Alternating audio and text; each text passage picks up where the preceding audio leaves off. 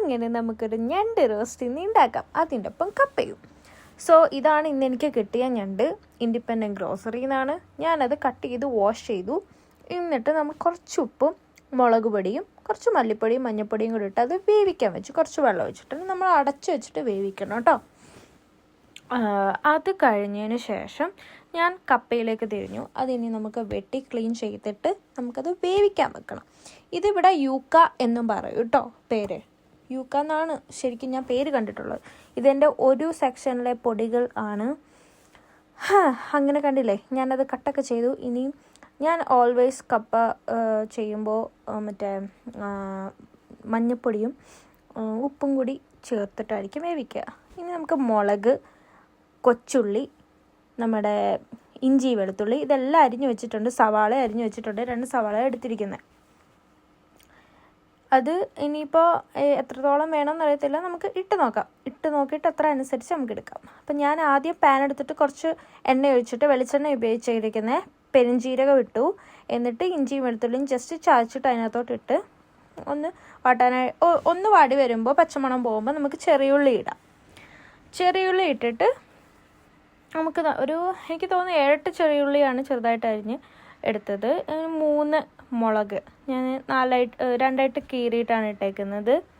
അങ്ങനെ അതും നമുക്ക് നല്ലപോലെ ഒന്ന് വാട്ടി പച്ചമണം കളയാം. ഒരുപാട് കരിയരുത്, ഒരുപാട് അങ്ങ് റോസ്റ്റ് ആക്കേണ്ട ആവശ്യമില്ല. ലൈക്ക് ഈ ഒരു പരുവം ആകുമ്പോഴത്തേനും നമുക്ക് നമ്മുടെ സവാള ഇടാം. അപ്പോൾ എനിക്ക് തോന്നുന്നു 2 വലിയ സവാള അരിഞ്ഞത്. അപ്പോൾ നമുക്കൊരു മുക്കാൽ സവാള മതി, കാരണം നമുക്ക് അത്രയ്ക്കുള്ള ക്രാബുള്ളൂ. അപ്പോൾ നമുക്ക് ആ ഒരു സവാള ഇട്ടിട്ട് നല്ലപോലെ ഒന്ന് എന്താ പറയുക വാട്ടിയെടുക്കാം. ഇതിപ്പോൾ വാട്ടി വന്നിട്ടുണ്ട്.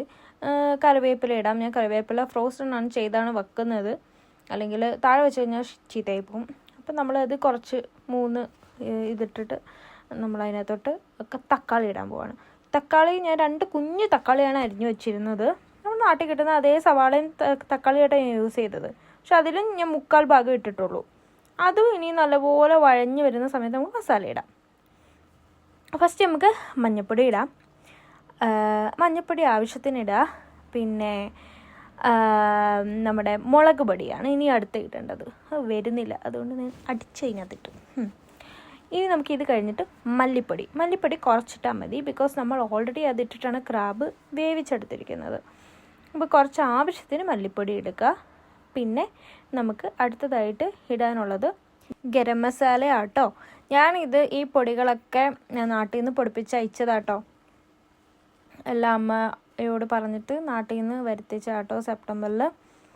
ഇനി ആവശ്യത്തിന് കുറച്ച് കുരുമുളക്, വേണ്ടവർക്ക് മതി, വേണ്ടാത്തവർക്ക് അത് സ്കിപ്പ് ചെയ്യാം കേട്ടോ. എനിക്ക് കുറച്ച് എരിവായിട്ടിരിക്കുന്നതാണ് ഇഷ്ടം.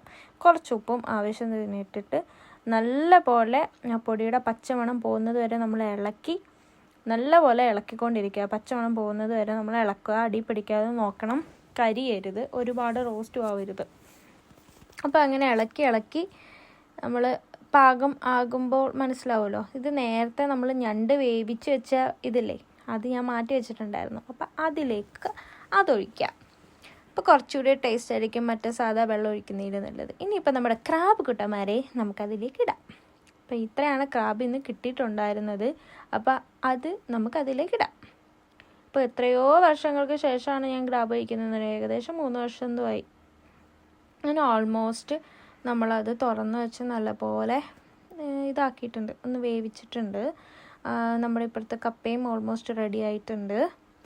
ഇനിയിപ്പോൾ നമുക്ക് ഇതിനകത്തോട്ട് ഒരു ഇച്ചിരി നമ്മൾ നേരത്തെ എടുത്ത പാത്രത്തിൽ തന്നെ കുറച്ച് വെള്ളം കുറച്ചുകൂടെ ഒഴിച്ചിട്ട് ഒഴിച്ചു കൊടുക്കുക, ജസ്റ്റ് ഇൻ കേസ്. കാരണം നമ്മൾ ബട്ടർ കുറച്ചിട്ടിട്ട് അടച്ച് വെച്ച് വേവിക്കാൻ പോവാം. അപ്പം താഴെ പിടിക്കരുതല്ലോ, അതുകൊണ്ട് ഒരു സേഫ്റ്റിക്ക് ഇനി അടച്ചു വെച്ച് നമുക്കത് കുക്ക് ചെയ്തെടുക്കാം.